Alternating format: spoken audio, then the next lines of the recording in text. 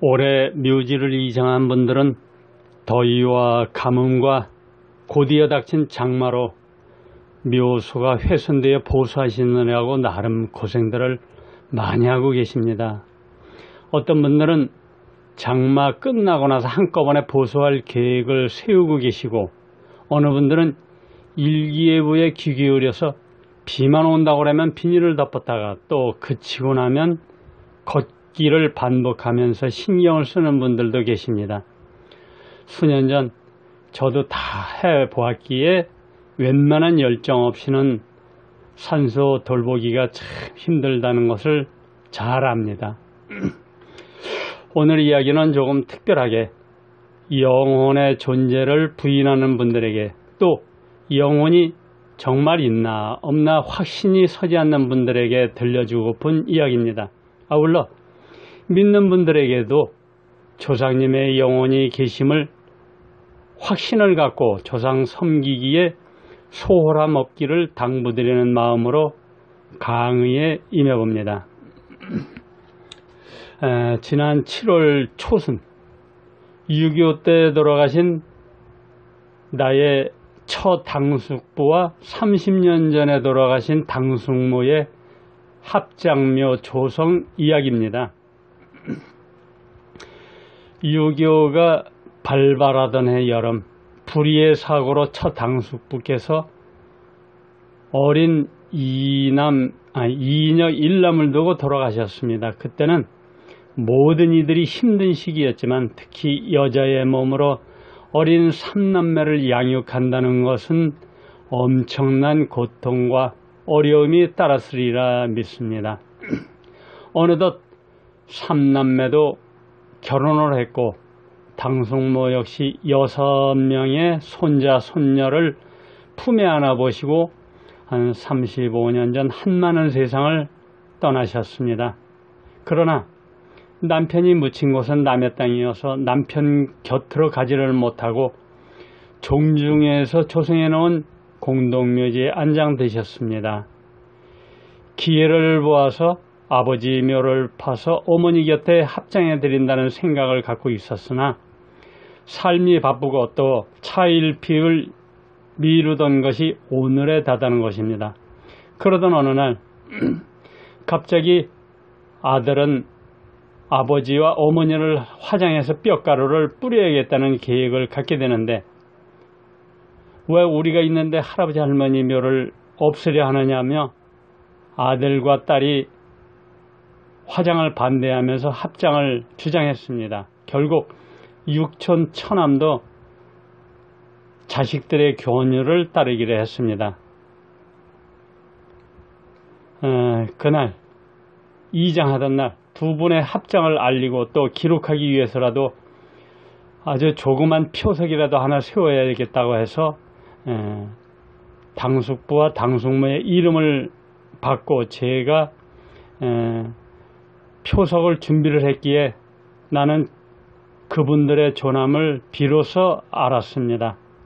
이장하던 날 67년이란 세월의 탓도 있지만은 처당숙부의 묘에는 두 줄기의 수맥에 의해서 잔뼈는 하나도 없고 두개골 몇 조각과 팔뚝과 대퇴골과 굵직한 발목뼈만 남아 있었습니다.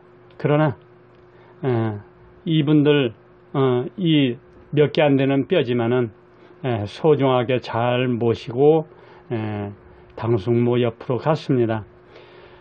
어찌나 날이 덥고 덥던지 햇볕은 내리쬐고 천막 아래서도 숨이 턱턱 막힐 지경이었습니다. 저 당숙모의 묘소에는 다행히 수맥이 없었기에 그 자리는 건드리지 않고 옆에 광중을 지어서 뼈 몇 조각을 안장하 드린 후에 표석을 세워서 67년 만에 재해를 알렸습니다. 이렇게 당숙부와 당숙모의 묘이장을 마치고 다음날 저는 대전시 파남에 계신 Y 여사님과의 약속으로 방문을 하게 되었습니다. 차 한잔 마시고 선영으로 떠나자 해서 잠시 Y 여사님의 집으로 들어갔습니다.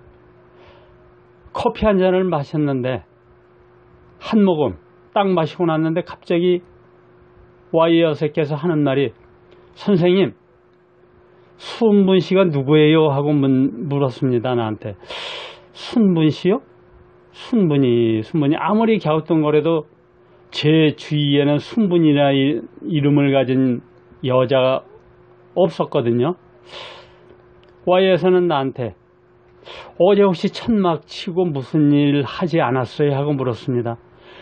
순간 나는 머리카락이 서면서 소스라치게 놀랐습니다.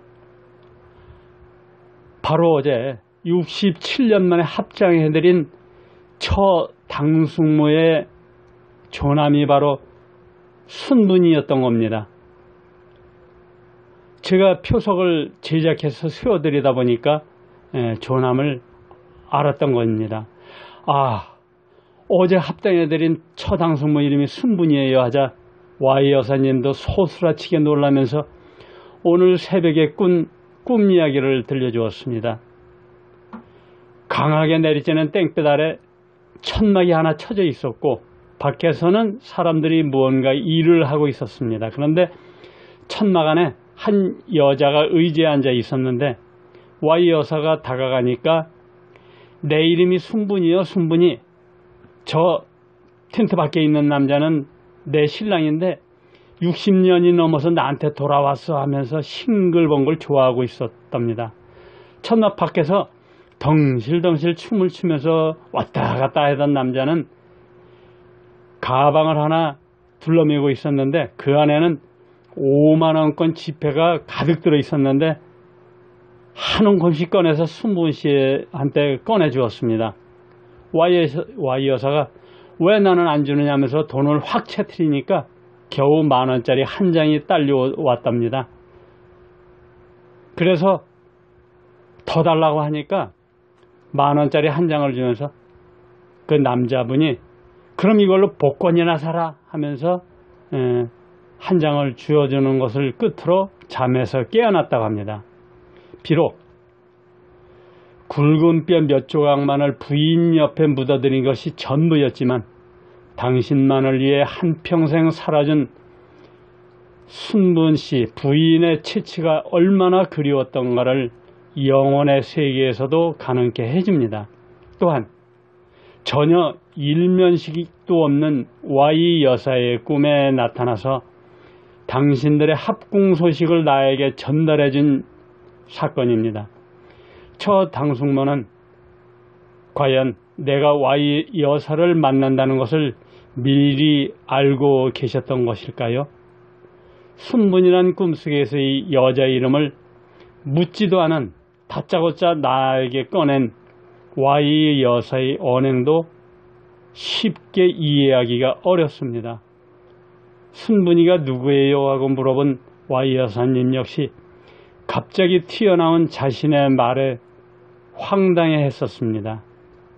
그날 집에 돌아온 나는 육촌 처남과 두 남매들에게 대전에서 Y 여사님과의 나누었던 이야기들을 전달해 주었습니다. 화정의 위기에서 벗어나 합장케 해준 손자 손녀 두 남매들의 덕분에 할아버지와 할머니가 많이 고마워하고 계시다는 이야기도 빠뜨리지 않았습니다. 이 오늘 강의를 임하면서 참 많은 것을 깨닫게 해줍니다. 영혼의 세계, 과연 시작이 어디고 끝이 어딜까요? 우리가 죽어봐야만이 정확한 답은 나오겠습니다만은 생전의 연장선만이라는 것은 틀림없는 것 같습니다. 여러분, 우리 모두 죽는 그날까지 열심히 참 착하게 이 세상 살아갔으면 좋겠습니다. 오늘도 함께 해주신 여러분 감사합니다.